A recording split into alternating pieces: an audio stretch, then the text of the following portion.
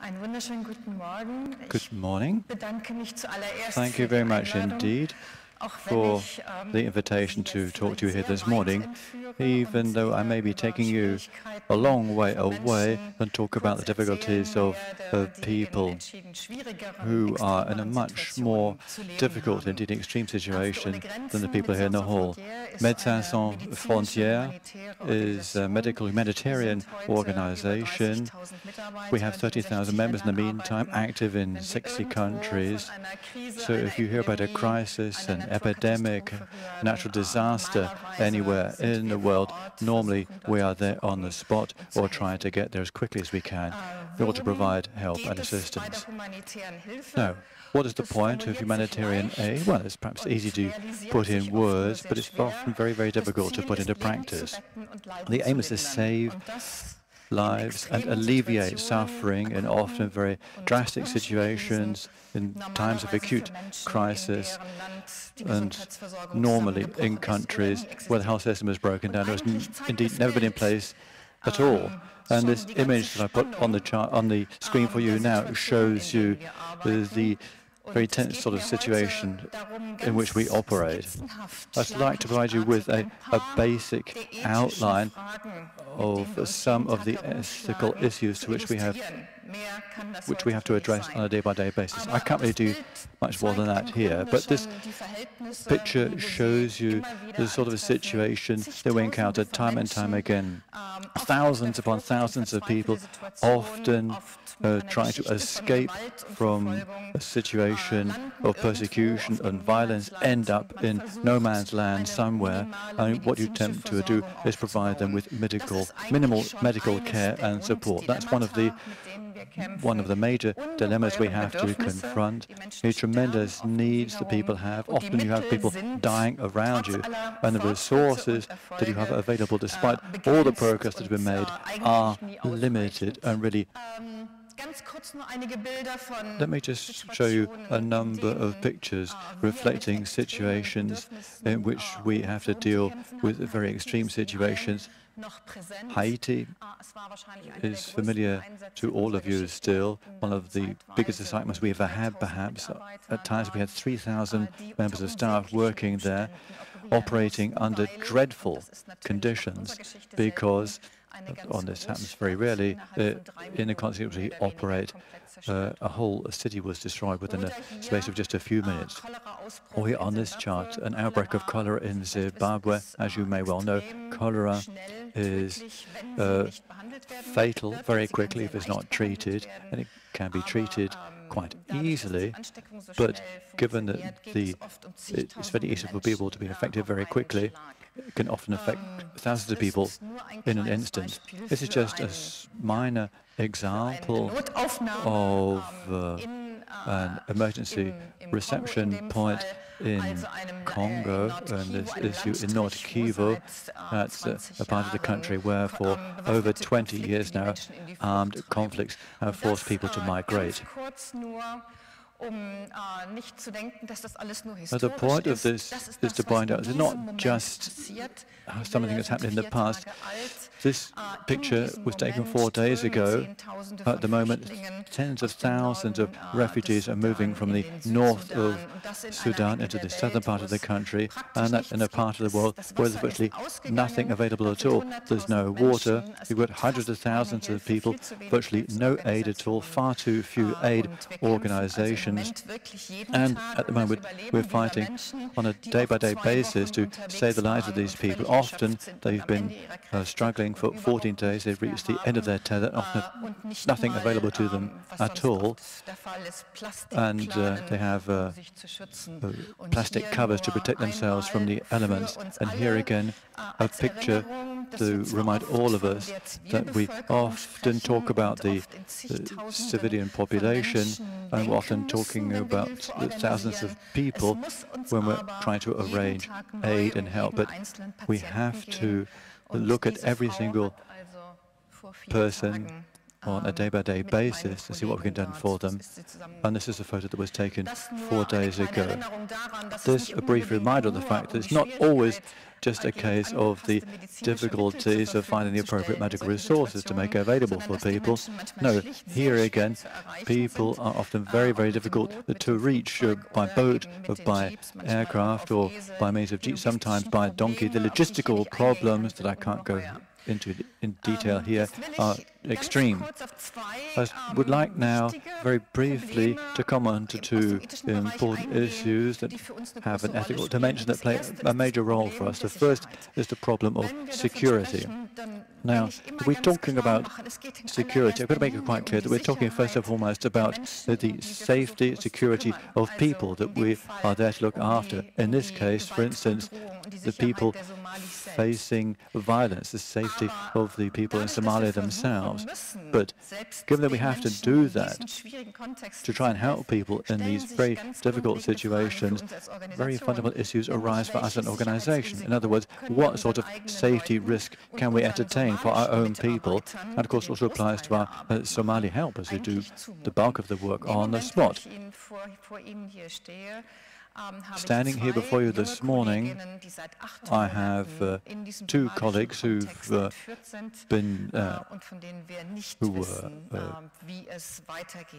kidnapped 8 weeks ago. We don't know what's going to happen to them. Somalia is one of the most dangerous places to be in the world at the moment, and because the country is left to its own devices and people too, it is all the more important for us to become involved there. But of course we encounter tremendous problems because violence in Somalia is something that can be encountered everywhere. So Somalia, if you like, is the sole country in which Médecins Sans Frontières is forced to operate with armed guards, as you can see on this picture here. Otherwise, we strictly reject that as a matter of principle, because as an independent humanitarian organization, we do not want to be sucked into the conflict. Indeed, we cannot afford that to happen. No more will we succeed in upholding that principle. But in this case, it is absolutely unavoidable. And this, again, poses complicated ethical issues for us, because we can often run the risk of becoming part of this spiral of violence and have to try on a day-by-day basis to keep things at an arm's length in this respect. And as a medical aid organization, we want to uphold our reputation. And if patients don't have any trust and the kidnappers don't have any trust, then we cannot really help. So what we try to do is to make sure that we keep the clinics and other aid points free of weapons and of violence. Not always hard to put into practice, particularly, of course, in Afghanistan, where, as you all know, there is a very marked political and strategic interest from the point of view of the West. The country is full of Western military personnel, and we, as an independent organization, must be seen in a different light to the military personnel in their country. Now, this is a hospital which has been working for the past 2 years now. This is in one of the provinces of the country, which is subject to fierce conflict. It took a long time to get things up and running here, but now I've succeeded in doing so. When we arrived there, there was a modestly equipped clinic without patients, because they didn't trust themselves to go there, because there was ongoing armed conflict all the while with the relevant military personnel. But now this is a peaceful, violence-free zone. We have thousands of consultations that we carry out per month. The question as to how you should operate in a country like Afghanistan, where we confront particular problems,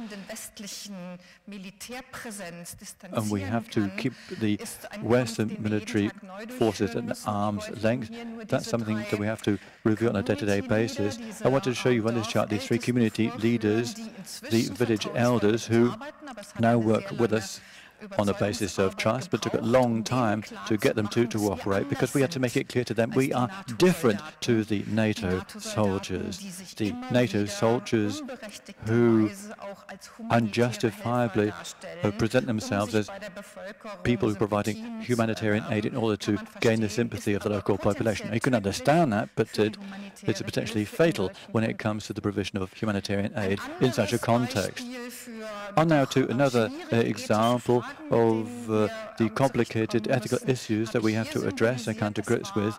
This is a campaign that we conducted in Congo-Brazzaville against rape. No to rape. Just as a reminder for ourselves, we find it difficult to get to grips with this issue, sexual violence in the context of armed conflict. How could we find a way of tackling this problem with all the taboos surrounding it in a way that would find acceptance on the part of people in the countries where we were working? Of course, we are aliens, we are foreigners, we're people from outside, which of course poses considerable problems for us. It means we have to address all sorts of questions, but by means of the trustful work that we put in, we can make it clear to people that women who've been raped have the right to have help and assistance, which is not universally accepted.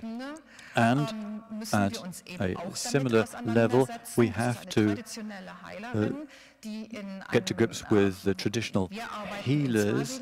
We work in Swaziland in projects that attempt to deal with patients suffering from HIV and AIDS, but HIV in this country is still a subject to considerable taboo, and despite the wealth in the Western world and all the medical resources we have available, we are not in a position to provide these resources to the poorest people. So there was considerable degree of skepsis at the moment. And these people, these traditional healers, have a great deal of knowledge about their patients and their society that we do not have, but what we can complement if you can understand each other and come to a mutual working arrangement. Let me come on briefly to the fact that we've been trying for the past 14 years now to develop methods to find solutions for these extreme medical problems that we are confronted with, in which we try ourselves to be innovative in the programs that we launch. This is an example of the treatment of undernourished children. For a number of years now, there has been a mixture of Nutella and the peanut paste. This is an ideal food for undernourished children, and you can see this little kid here sucking at his tube.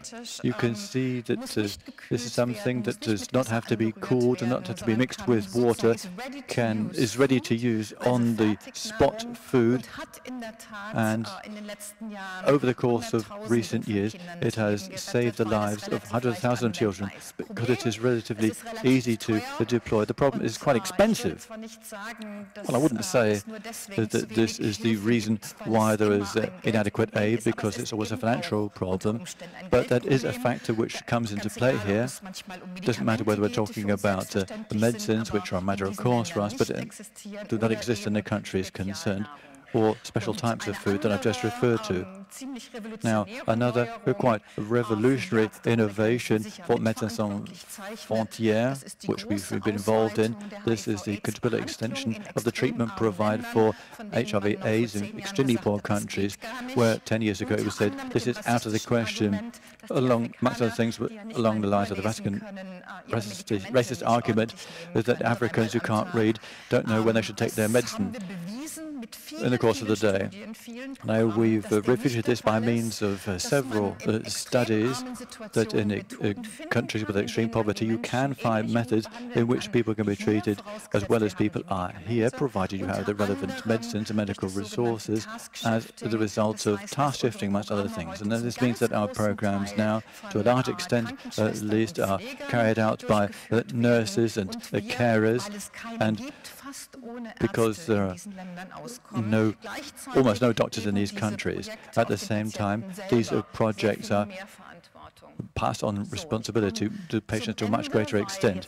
And I'll come at the end of my presentation, go back to the title of my presentation, Stay or Go. That's not always the alternative that we are faced with, but in this case, for example, that was in Rwanda in 1994. This camp, one of many 18 years ago in Zaire at that time, after the genocide in Rwanda. There was an outbreak of cholera at that time. Tens of thousands of people died. Many people were able to be saved. But after a number of weeks, we and many other aid organizations were forced to recognize that in this camp, something had happened that is not unusual, that humanitarian aid was systematically abused, was stolen, was filched by means of tax deviation, and we were forced to recognize that our own aid, as it were, was made available or transferred or exchanged at nearby markets for arms. So, as had previously been the case in Ethiopia in 1985, or later on in North Korea, we had the best of intents, if you like, but at the same time we were instrumentalized by people pursuing a murderous policy, and this is what took place in these camps, for example. And the question indeed was, can we afford to join in here instead of becoming involved? Many of you will know, of course, your Hippocratic oath, and many of our colleagues would say they would never leave their patients in the lurch. But in this case, the organization, as an organization, had to face a severe ethical problem. How far does the medical responsibility go for the patients and the refugees in this case, if at the same time we're forced to recognize that at the political level our aid is being abused and being deployed for criminal purposes? And at this point, the organization was engaged in severe internal struggles and was obliged to decide that they were not going to go along with this. We went right up to the Security Council in order to bring about a change in the situation, because both the United Nations and the Rwandan government would have been responsible, but they saw themselves, they would not see themselves in a position to do something. So basically, we had, with a heavy heart, to resolve that we had to leave. It's not something that happens very often, but it does happen every now and then. We left North Korea under protest too, and the same applied to Ethiopia as well 24 hours in, because there again we were forced to recognize that aid was being systematically exploited for political ends and abused, in other words. And in conclusion, I would say that this is for us one of the basic prerequisites to be able to provide humanitarian aid in a responsible manner in these situations in which there is extreme violence. We as an organization must retain our independence. Independence has many facets. Financial independence, for example. We need private donations. We have donors worldwide. But independence means, first and foremost, having a mental mindset which says that I will not allow myself to be manipulated. I will conduct my own surveys, and I will review my own aid to the extent that that is possible, of course. And in the case of doubt, if we're confronted with situations of this kind, for instance, and nobody wants to bring about a change, then I or we as an organization must be able to say no. You must have the freedom to say no, to avoid manipulation and instrumentalization. That is key, one of the key characteristics of the aid that we provide. And to be perfectly honest, I think that given the ethical obligation that we have, the responsibilities that is contingent upon us as an organization, we cannot do justice to that if we did not try to maintain our independence to the greatest extent possible. So that anyway needs support, we need a greater degree of political will at all levels in our society. And I'm very pleased indeed to be with you here this morning. Thank you very much indeed for the invitation. I hope that if you hear Médecins Sans Frontières or hear something about humanitarian disasters, think about the need for independence. Thank you very much.